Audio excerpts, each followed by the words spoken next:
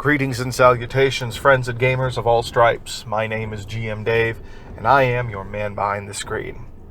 Been a little bit since I've had a chance to record something.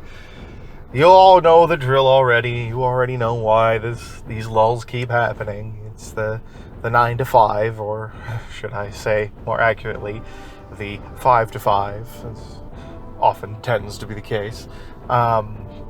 Fortunately, that should slow down going forward. We finally have filled one of the missing positions in my store, and just the presence of an additional body there is going to go a long way towards me having more time to get back to work on this channel, put more focus into Phoenix Rising, and pick up Palinor again. Yes, I did have to set it down again because of everything that's been going on. And speaking of, I have actually been thinking of some different ways that I might approach the game now.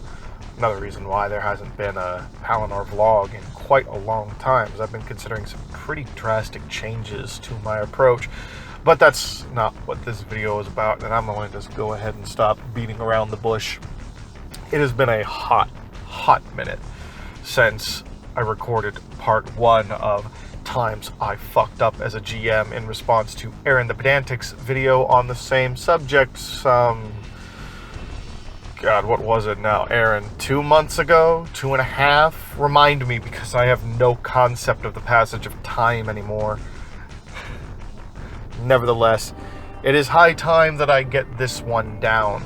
Part 2 of this series, which originally I had intended would actually be part 1. I originally considered that this particular story would encapsulate my biggest fuck up, but as I racked my brain for weeks trying to think of what would be appropriate for part 2, because I was convinced this was the number 1, I did remember an instance that, at least in my eyes, while there wasn't as much that inherently went wrong, it was a bigger failing. So, let's go ahead and get on with it. For the 6th time, 6 times, I wasn't satisfied with any of the 5 previous recordings. For the 6th time, let's get into part 2 of Times I Fucked Up as a GM, a response to Aaron the Pedantic, the Desert Dungeon Disaster. So this, once again, comes from my Pathfinder days, and I realized actually all of these major screw-ups came from my Pathfinder days. And the reason why that is, I think, is because my Pathfinder days were a period of time in which I wasn't new to the hobby anymore. I had a good concept of what I needed to do as a DM and a GM to make the game entertaining, what I needed to do to keep my friends' engagement in the game, and all those little things that we need to keep track of. And yet, it was also a time where I would allow myself, quite foolishly, to get a little bit too attached to certain ideas, too attached to wanting to achieve certain specific things and force a certain specific feel into my dungeons, into my games that weren't necessarily appropriate. And this is an example of that particular drive, leading to what was the single biggest clusterfuck of a dungeon that I ever made. Now, I'm going to be forthright with exactly what I had intended to do with this dungeon, exactly where my mind was at the time, where my inspiration was coming from at the time, and that is World of Warcraft. We were in probably going on towards the 2nd year of the Cataclysm expansion. So, quite a few years ago we're talking about. This is quite some time ago when you consider World of Warcraft Vanilla was released in 2004. Cataclysm, I think, was around 2010, 2011 maybe. It was a few years after the fact. WoW had been going on for about 6 or 7 years at the time. I think actually, no, 5 or 6 years at the time. But either way, it's not important. The bigger point is there was one particular dungeon in that game that, at the time, was my favorite of that expansion. And I think it probably still is. And that was the Tomb of Origination. Very thoroughly Egyptian-themed dungeon. And in this particular campaign we were in, which was a pretty fun, interesting campaign, we were doing, my particular group, we were doing a few things that are considered, at least to a degree, to be kind of no-nos among GMs. And that is the fact that the original GM and myself both had our own player characters, as well as the fact that we just ended up completely swapping GMs for this campaign midway through. The original portion of the campaign, we reached level 7, I believe. The original portion was an adventure path. I wasn't even aware of this fact, so I turned it into a completely different direction, which was a little bit jarring, but, you know, we still had our fun. And what I ended up doing was turning it away from where we were, which I honestly don't remember where we were. I'm not even sure what the campaign, the adventure path was. I just remember the first portion of it was, I believe, called like the Crypt of the Everflame or something like that. So if anyone out there is familiar with Pathfinder 1st Edition, and you happen to remember what adventure path Crypt of the Everflame or whatever it's called was a part of, go ahead and let me know. But anyway, we got to a portion where we had taken out whatever cult was going to do evil things in whatever city they were doing it in the second portion of the adventure path. And from there, our characters gained full induction into the Pathfinders Guild, and I decided to turn the adventure into something a little more globe-trotting, a little more Indiana Jones-esque, turn it away from this secret cult that was supposed to have much deeper ties and basically largely tie this knot, but kind of spread it more around the world as opposed to being solely focused on this one area. And the first part of this globe-trotting Indiana Jones Tomb Raider style adventure was a dungeon that I had created, like I said, based off of the Tombs of Origination. Ancient tomb, sits on a powerful mana font. There's ancient secrets to be found inside, and a force of evil is trying to use it for evil, wicked, nasty things. Pretty basic. Doesn't seem like it'd be, particularly easy to fuck that up. You stick to the basic concept, play with things that fit that concept, and you can make that work pretty well. Problem is, what I ended up doing was creating a dungeon of so many disparate parts that did not connect, that not only did each individual encounter, each individual portion, each individual section of this dungeon feel distinctly different from all the other parts, with the exclusion of the vaguely Egyptian theme.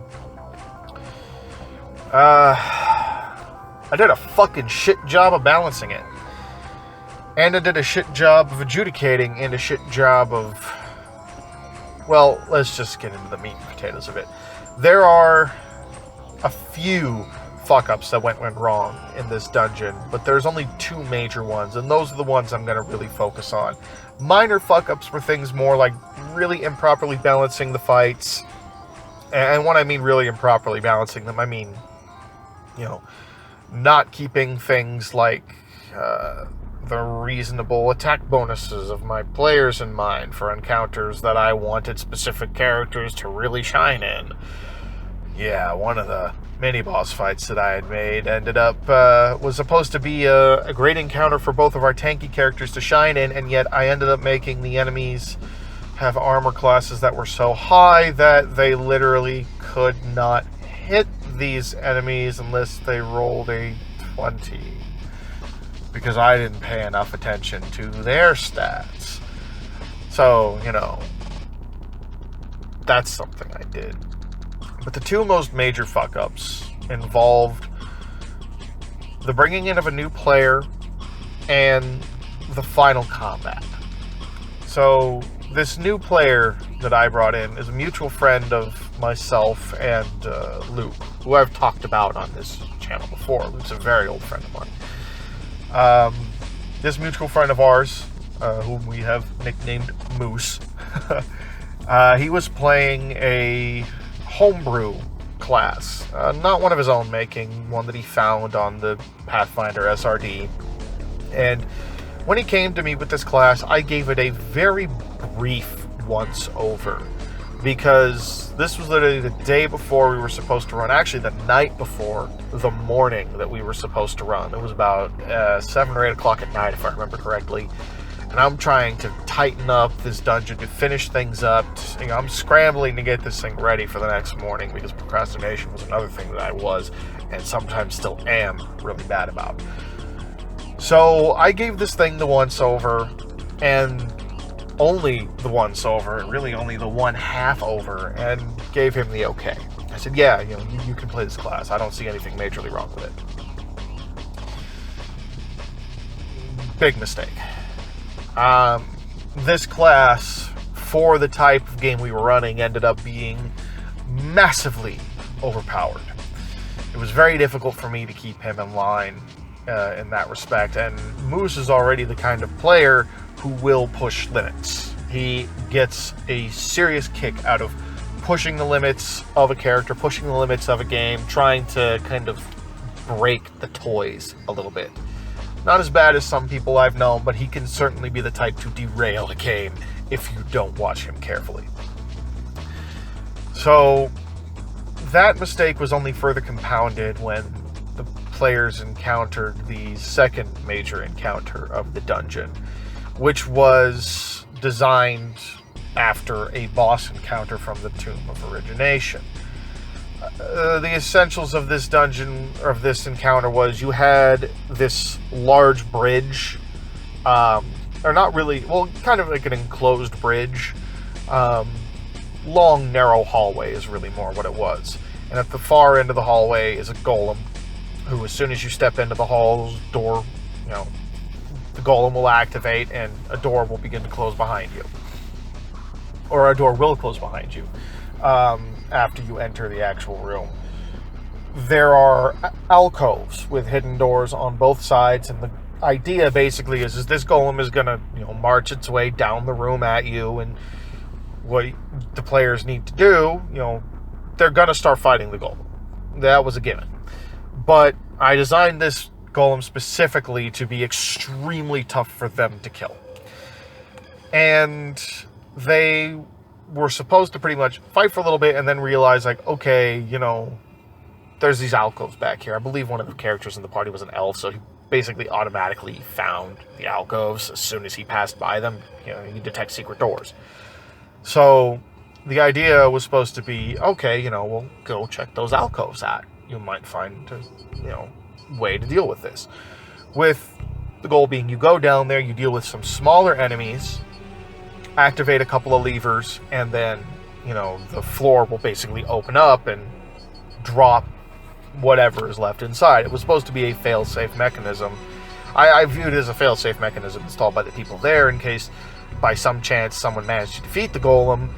Then whoever was originally inhabiting this temple could activate those switches and drop whoever was still in that hallway to their deaths to a lava pit that was about 300 feet below.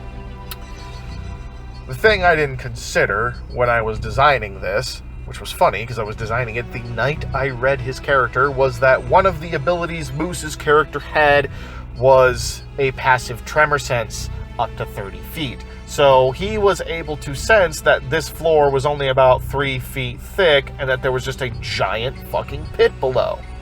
So he asked me as soon as he comes in, hey, we got walls on all sides, right? Well, what do I detect in them? And I tell him what he sees, or what he senses. Oh, well, I'm going to cast Shape Earth and just make a hole under this thing. Now, one of the things that I had as a rule at the time, I don't so much have it as a rule now. I'm much more keen to just sort of let the dice fall where they fall, and just, if something goes wrong, well, okay, I just have to plan better next time. But at the time, I was very keen on an idea that one of my other GMs had, and that idea was that I will never, ever let you trivialize a boss or mini-boss fight. I considered this to be a mini-boss fight. Thing is, I had forgotten to tell Moose this. So when I just straight up told him it didn't work, which was not how I should have handled that, I should have put some description into it. I just ended up saying it didn't work because I was panicking in my mind. I was like, oh fuck, he found a way to break this fight. I can't let him do that. That was the completion of big mistake number one. I should have just let it fucking happen. And, lived with it, learned from it, and moved on. But no, I just said, okay, it doesn't work. No description, no nothing, just it doesn't work. Which, of course, grated against him. And fairly so. Because I just decided to pull out of my ass. I had a certain ability planned for this golem, and I don't even remember what that ability was, but I decided, fuck it, I'm removing that ability, and I'm instead giving it an anti-magic field of like 100 feet. So no magic within 100 feet of this golem would work. And I just completely pulled that out of my ass.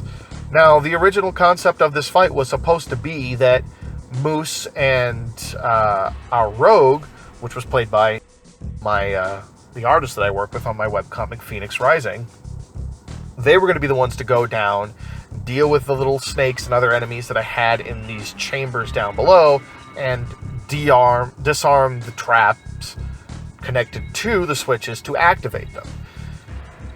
Moose's character was very good at crowd control, was the party rogue. I wanted them both to have that moment to shine. I completely flubbed that. They still got their moment. They still ran down there and deal with it, but Moose was not happy about it.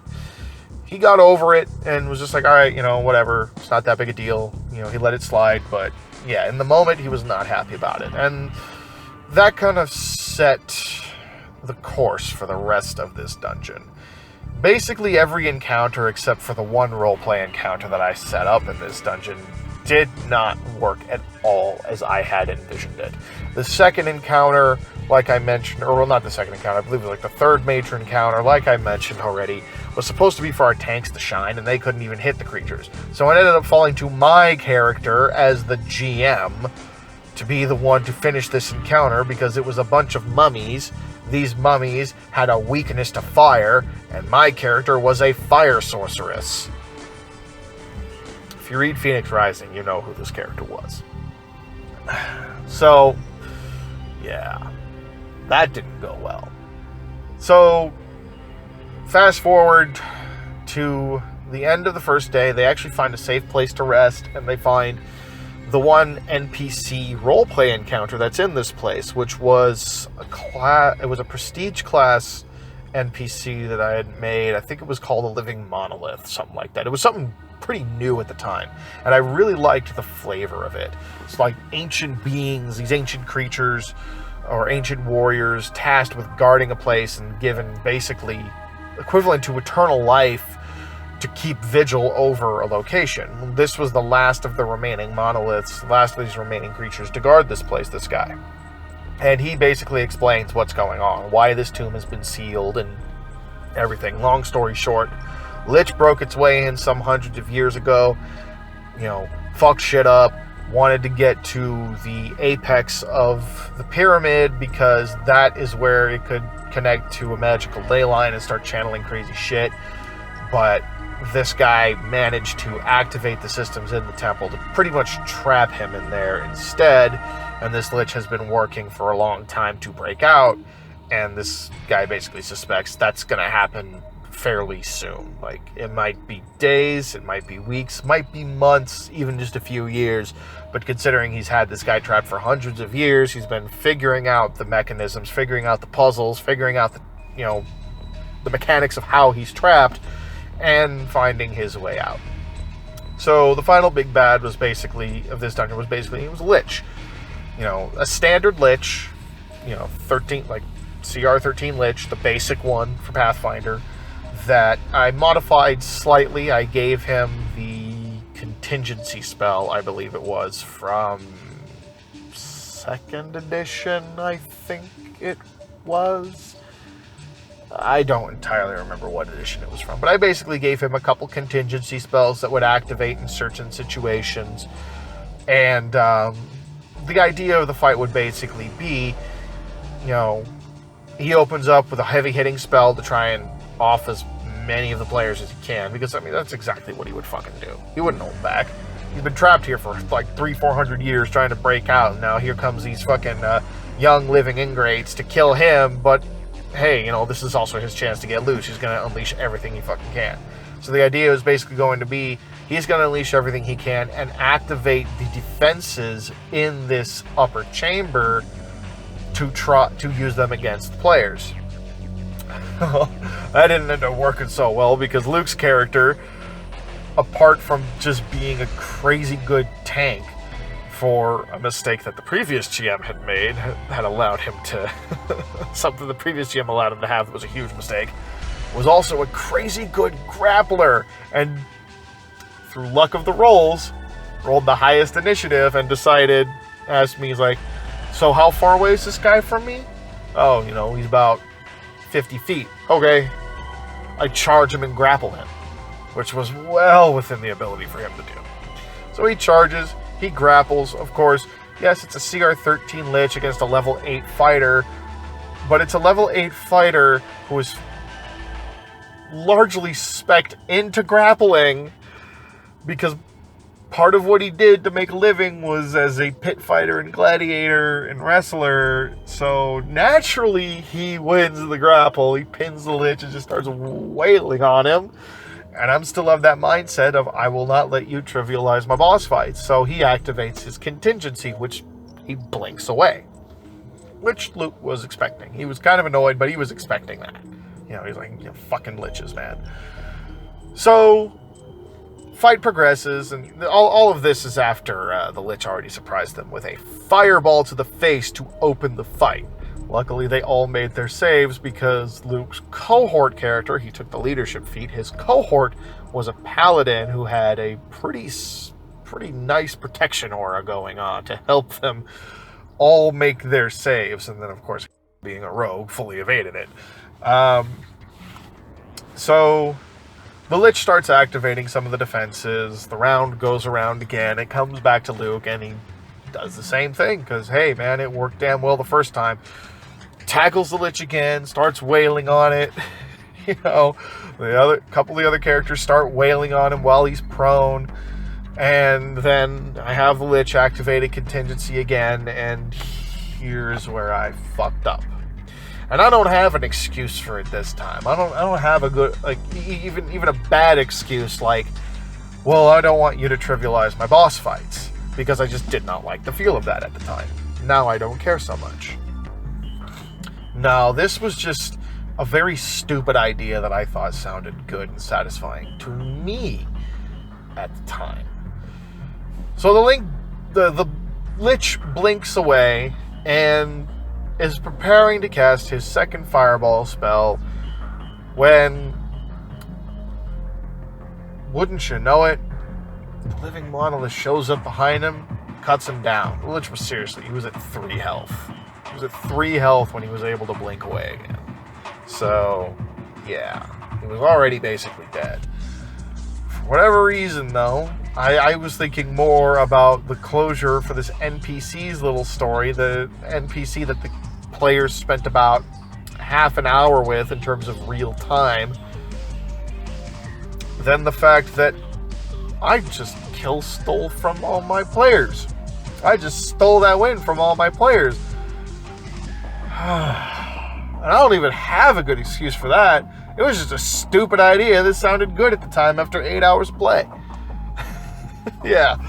And it left a little bit of a sour taste at the end of the dungeon. But the reason why, for all the fuck-ups that were involved in this dungeon, the reason why I don't consider this the number 1 spot, the reason why this ended up taking number 2, even though it absolutely has the greatest volume of fuck-ups, the sheer amount of things that went wrong because of bad mistakes or dumb mistakes or bad choices that I had made, was pretty substantial. Even though that is the case, the reason why I put this as number 2 of my top 3 instead of number 1 is because the players afterwards, in the end, they still did enjoy themselves. They were still laughing. They were still having fun. We all kind of had a laugh at how wrong everything sort of went with this one. it was a laugh at my expense, and I included myself in that laugh. I even admitted, like, man, because as soon as I did that thing, Luke mentioned, oh, of course, I kind of saw that one coming, and then I thought for a moment, I was like, yeah, I don't know why I thought this was a good idea. That was really fucking stupid. I should have just let you guys have that. I don't know what I was thinking. I admitted it in the moment. Like, I don't know what the fuck I was thinking with that. But, we all still had a laugh about it. We were all still ready to meet for the next session, and sadly, that next session never came.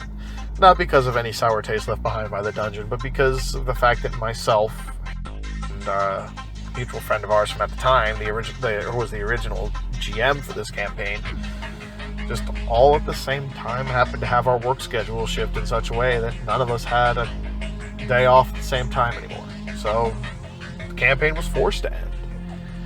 It probably would have gone on, and who knows how much longer it would have lasted, but it definitely would have gone on for at least a little while longer, because we were all very much enjoying these characters. We were enjoying this world. We were enjoying not taking this campaign super seriously. It was Indiana Jones style adventure fun, and yeah, it was enjoyable. Even though this first dungeon fucked up, we still all really enjoyed the concept and really wanted to keep it going.